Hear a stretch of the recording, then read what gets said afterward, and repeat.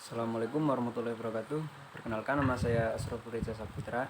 NIM saya 18720500105. Saya dari Prodi Pendidikan Ekonomi kelas B.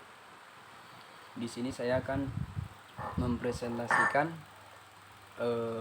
proyek UAS untuk mata kuliah Pendidikan IPS dengan tema Sosiologi, Pengertian, dan Ciri-cirinya.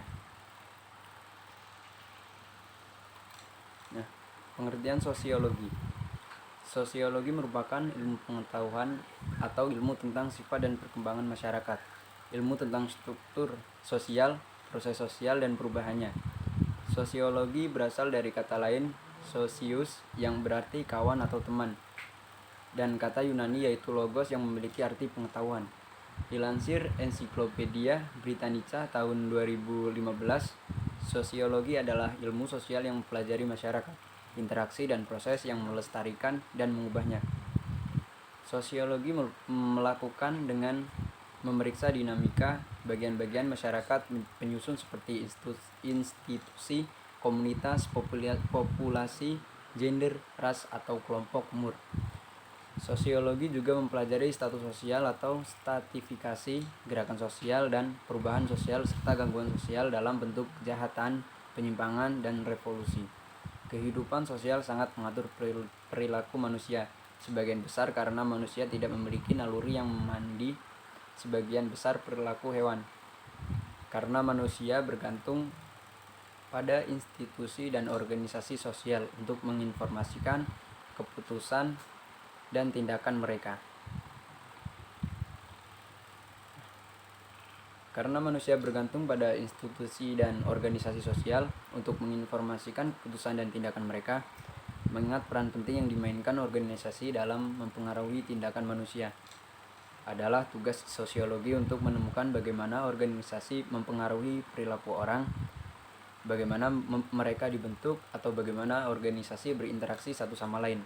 Di antara struktur organisasi yang paling mendasar adalah lembaga ekonomi, agama, pendidikan, dan politik, serta lembaga yang lebih khusus seperti keluarga, komunitas, militer, kelompok teman, klub, dan asosiasi sukarelawan. Nah, untuk sejarah perkembangan sosiologi. Sosiologi didirikan oleh orang-orang Yunani kuno, awalnya merupakan bagian dari filsafat sosial, karena pada waktu itu pembahasan tentang masyarakat hanya berkisar pada hal-hal yang menarik perhatian umum saja, seperti perang, konflik sosial. Dalam perkembangannya, pembahasan masyarakat meningkat lebih mendalam, seperti tentang susunan kehidupan yang diharapkan, norma-norma yang harus ditaati oleh seluruh anggota masyarakat. Nah, dalam buku sosiologi ini ada konsepnya, itu menyelami sosial di masyarakat.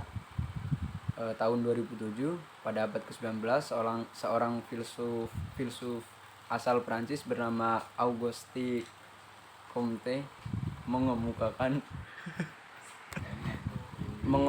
kekhawatirannya atas keadaan masyarakat Prancis setelah pecahnya Revolusi Prancis.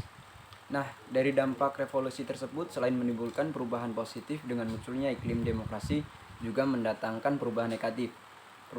Perubahan negatif ini berupa konflik antar kelas yang mengarah pada anarkisme di dalam masyarakat. Konflik tersebut dilatar belakangi oleh ketidaktahuan masyarakat dalam mengatasi perubahan atau hukum-hukum seperti dalam mengatur stabilitas masyarakat.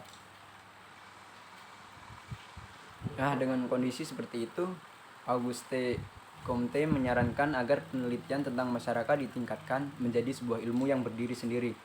Nah, dari sinilah lahir sosiologi sebagai ilmu yang paling muda dalam ilmu-ilmu sosial.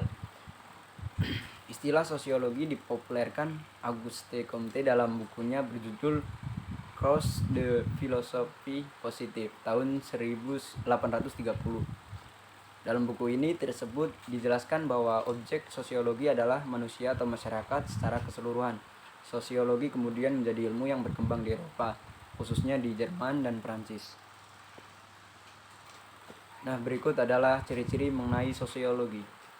Yang pertama ada empiris, yaitu sosiologi sebagai ilmu pengetahuan yang didasarkan pada observasi terhadap kenyataan dan tidak bersifat spekulatif. Yang kedua ada teoritis, yaitu sosiologi sebagai ilmu pengetahuan yang dibangun menjadi sebuah teori yang disusun secara logis di mana untuk bertujuan untuk mencari sebab akibat dari suatu fenomena sosial. Yang ketiga ada kumulatif.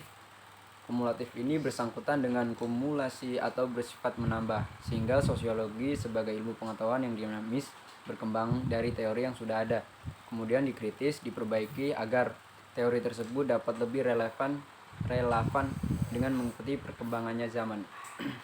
Dan yang keempat ada non-etis, yang dimana dalam ciri-ciri non-etis ini sosiologi membahas suatu permasalahan sosial tanpa mempersoalkan nilainya, yaitu baik atau buruknya suatu persoalan yang dibahas. Cukup sekian presentasi pada kali ini yang bisa saya sampaikan atau presentasikan. Ada kurang lebihnya mohon maaf. Saya akhiri, wabillahi taufiq wal hidayah. Wassalamualaikum warahmatullahi wabarakatuh.